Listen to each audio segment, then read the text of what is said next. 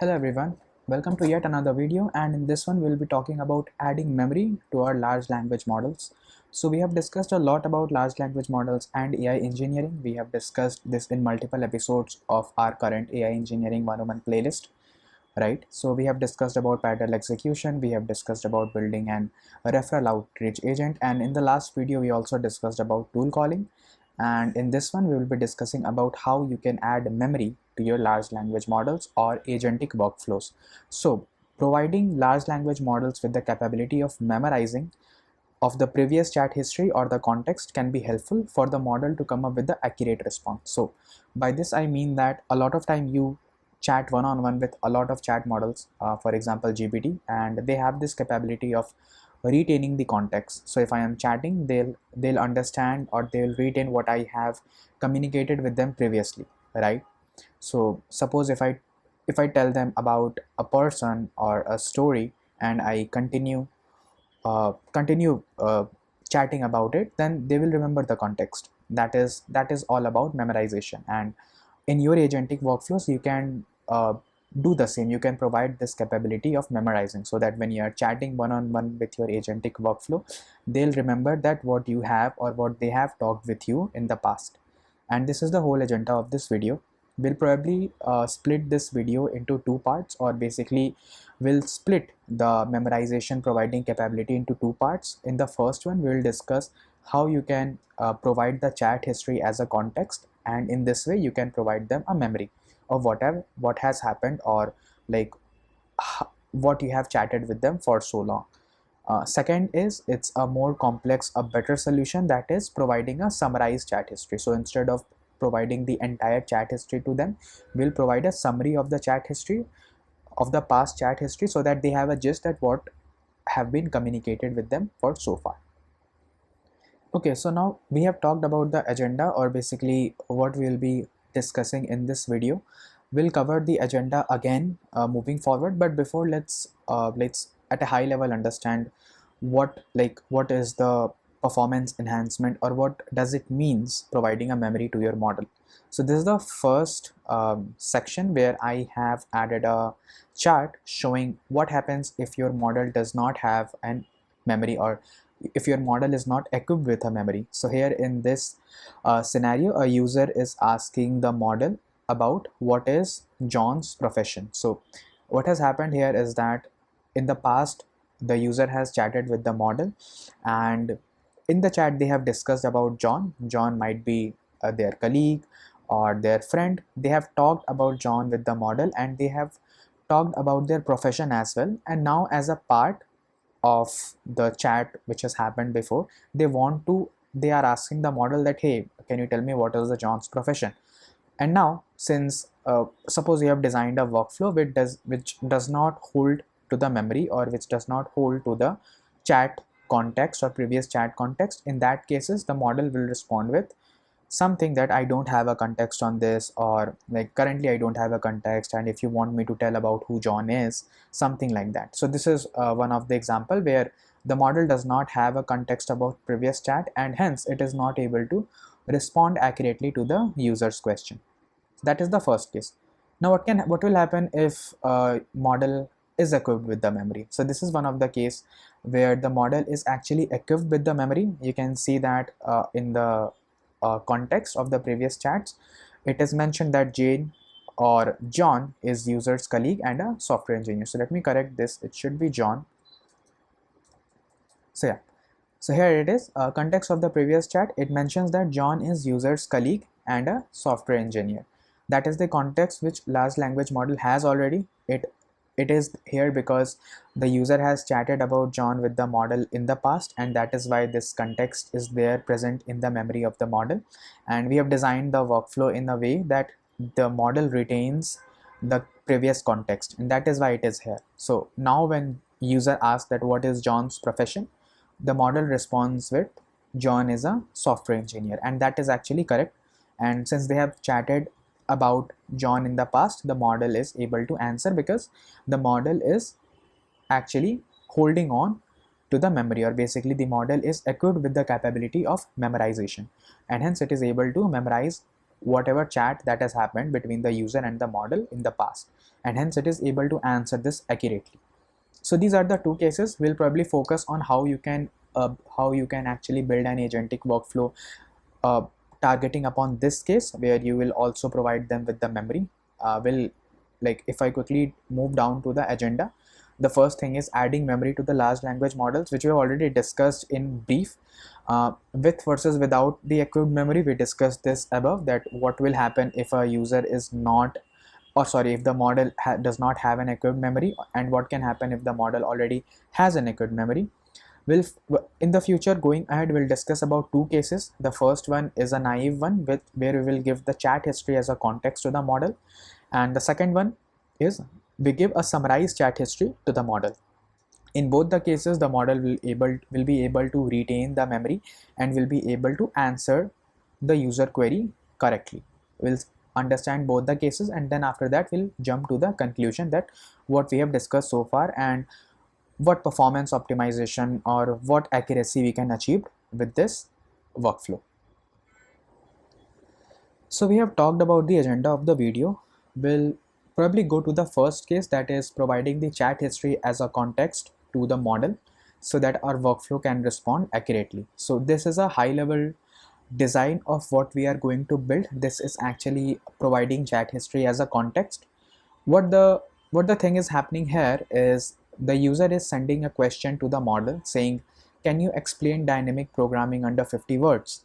And currently you can see the model does not have any context because the conversation has not begun, and that is why the currently does not have any context. So uh, the model responds basically with the answer about summarizing the response, or basically a summarized response for dynamic programming, whatever the user has asked.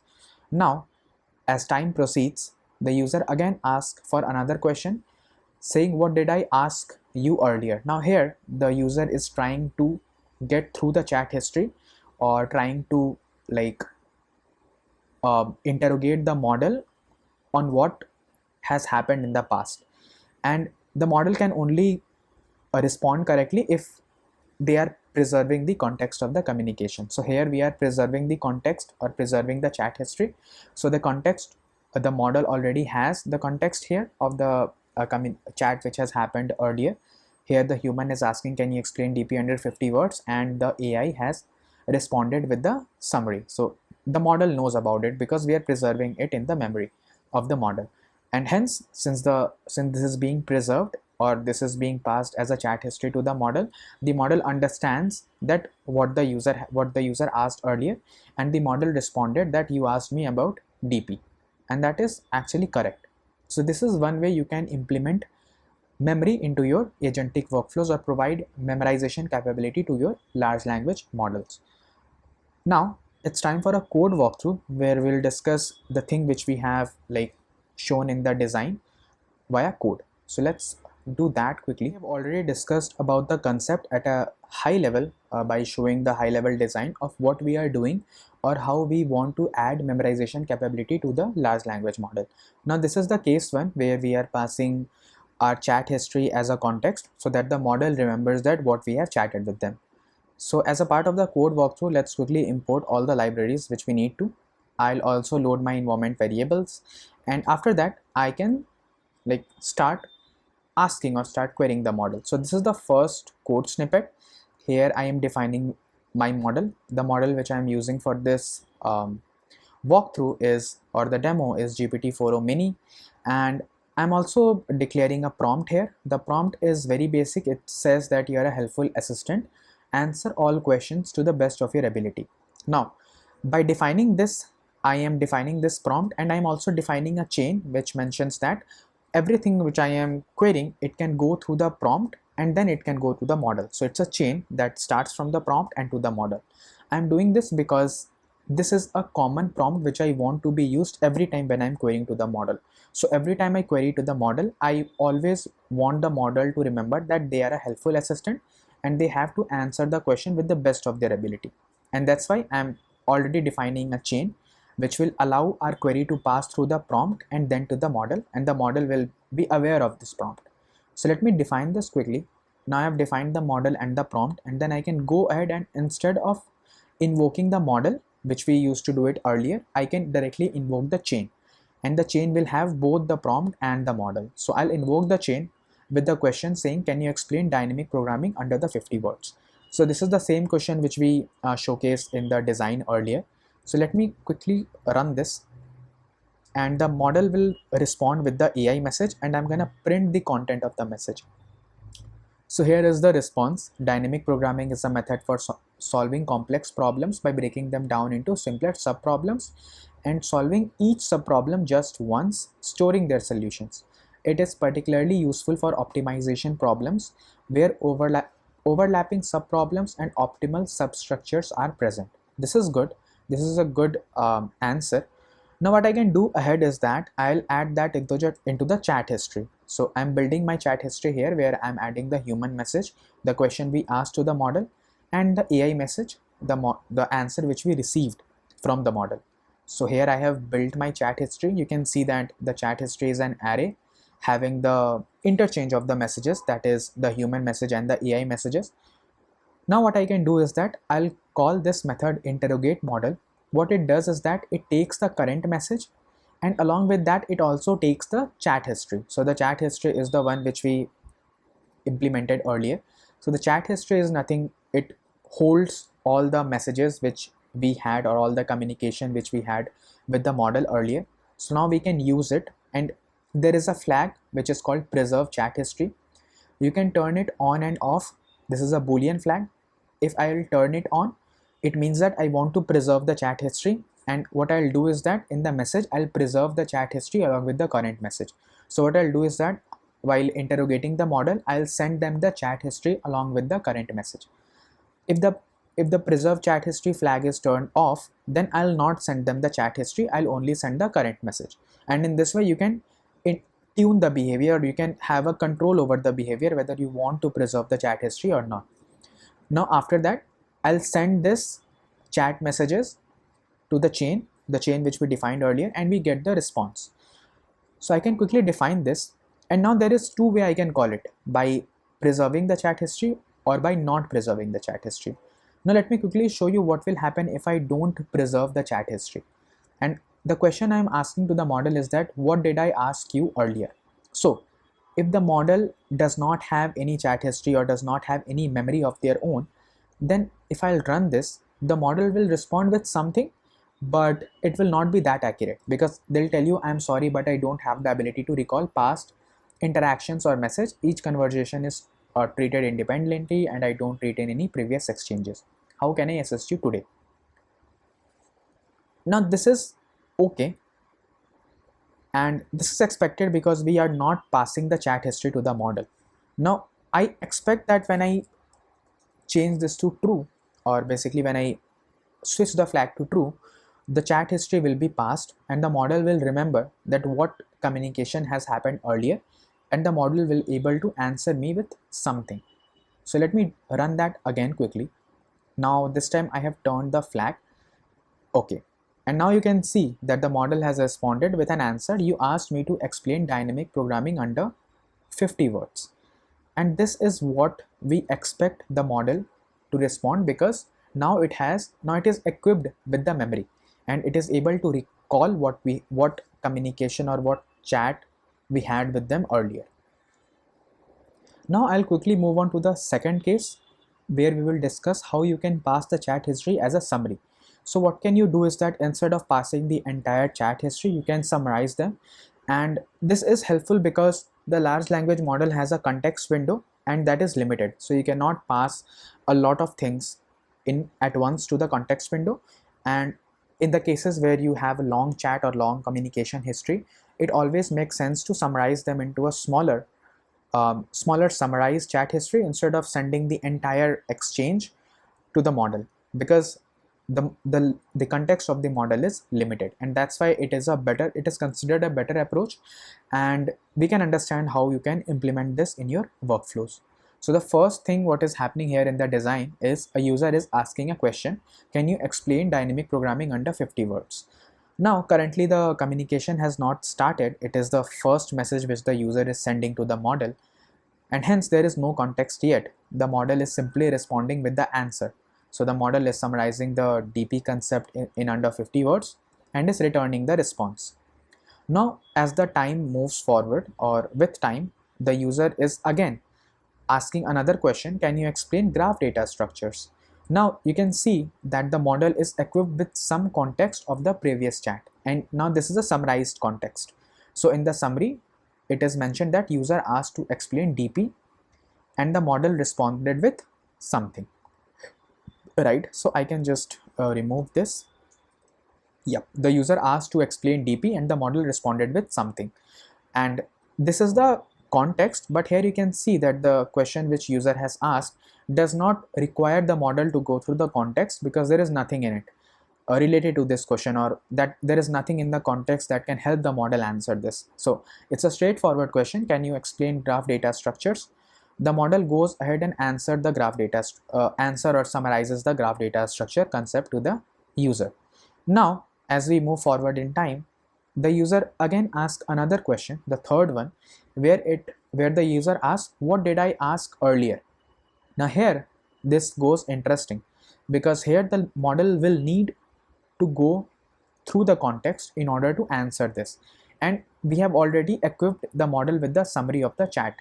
So you can see that in the summary, user asked to explain DP and model responded with something, and also asked to explain graphs and model responded with something. So in the context, we have summarized what the communication has happened till now. So the model knows that in past the user has asked me to summarize DP and graph data structures. So the model can answer correctly. So the model responded that you asked about dynamic programming and graph data structure. If there's anything specific you would like to delve into further or clarify, please let me know. And this is what we accept, because now the model is equipped with the memory, and the memory is nothing but the summarized chat history, and that is why the model is able to respond to the user queries correctly. Now let's start with the code walkthrough again of the second case, where we're gonna send the memory as a summarized chat history to the model. So let's again import all the libraries, again load the environment variables, and again define the model and the prompt which we defined earlier. So this is the same thing which we defined earlier while understanding the first case. Now I'll not gonna run these, because this is the part of the first method or the first case. I'll quickly jump on to the second case, where we will summarize the chat history.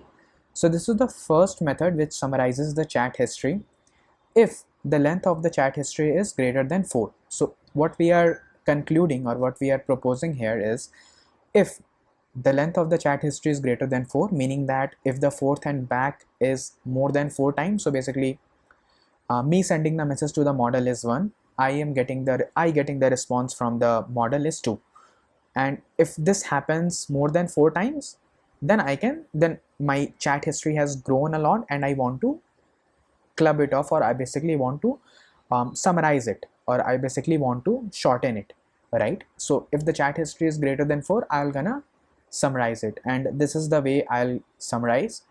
I'm sending a summary prompt saying that distill the above chat messages into a single summary message. Include as many specific details as you can. Now what will happen is that I'm gonna invoke the chain with this summary prompt, and along the summary prompt I'll also send the chat history, so that I can get one summary message. So if there is 4 or more messages in the chat history, I can summarize them into a single summary message, and I'll return the summary message. I'll return the content of the summary message. If the length of the chat history is not more than 4, I'll return an empty string, meaning that there is nothing to summarize actually. So I'll gonna define this, and we'll be reusing this method, or basically we'll be using this method ahead. And this is the second method, which is interrogate model with summary. Now the interesting thing is this takes query as a string. It also takes chat history, basically the list of chats, and it also mentions the debug mode. So we'll talk about the debug mode later. We have a current message. The current message is defined as nothing but a query. We are wrapping the query in a human message so that we can send it to the model. This is the chat messages, which is currently an empty array. Now it's our duty to fill it in this method. So there are two ways we can fill it. If the length of the chat history is greater than 4, meaning, or greater than equal to 4, meaning we have to summarize this content. Now we can use this method to summarize this. So we'll pass the chat history to this method, and the method will return with a summary message. And we can add this summary message as a chat message. So instead of passing all the 4 or more chat history, I have summarized it into a single message, and now I am passing it as a part of the chat messages. So this will hold the summarized chat history. So I'm passing the summarized chat history here along with the current message. If the length of the chat history is not more than 4, I can simply pass the chat message with the chat history and the current message. So if the chat history is not very large or not very huge, I can directly pass the same chat history along with the current messages. So in both the cases we are passing the chat history, but the initiative we are taking is that if the chat history has grown, then we are summarizing it into a shorter summarized message, and then we are passing the summarized message to the model. And that is the whole idea. Now if the debug mode is true, I am printing some stuff here, and at the end I am getting the AI message. So the AI message is nothing but whatever I have done earlier, I am sending it to the model in a hope that I'll get a response, and I am returning the AI message as an AI message to the user. So I can go ahead and I can define this here, interrogate model with summary. And now what I can do is that I can actually define a method that chats with the model. So here I am taking the query, I am taking the chat history, and I am again taking the debug mode. This method is not doing much, it is just interrogating the model with summary method. So this is the method which we defined. It is calling this method with the query and the chat history and the debug mode. The one thing which this method is doing additionally is building the chat history. So as we move forward chatting with the model, we have to build a chat history.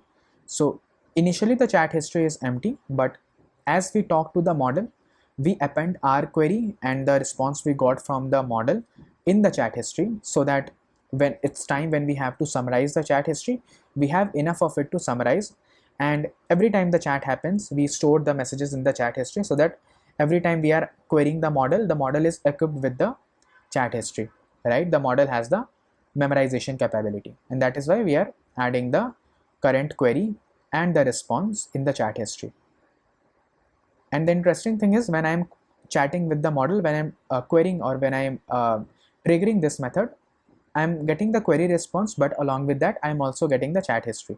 So the chat history is getting updated, and the most updated chat history is being returned, so that I can again send it to the same model, same method, chat with the model, and I can build on top of it, right? So this method is done. Now it's time, we have defined all the methods, we have done the code walkthrough, it's time to call them one by one. So initially the chat history will be empty, and the first query which I'm sending is, can you explain dynamic programming under 50 words? I'll get the response and I'll get the chat history while calling this chat with model method.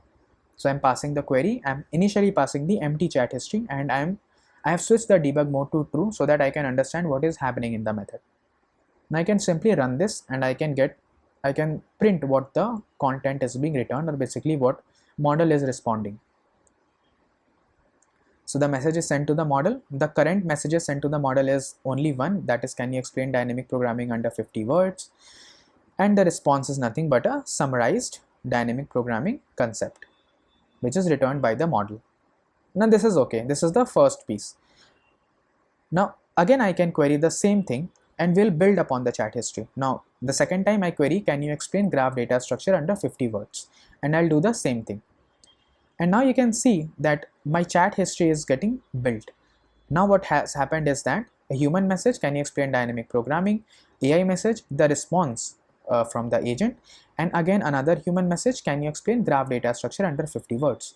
And I got a response from the model about the graph data structure. Now this is helpful, this is what the method is doing, it is building a chat history for us.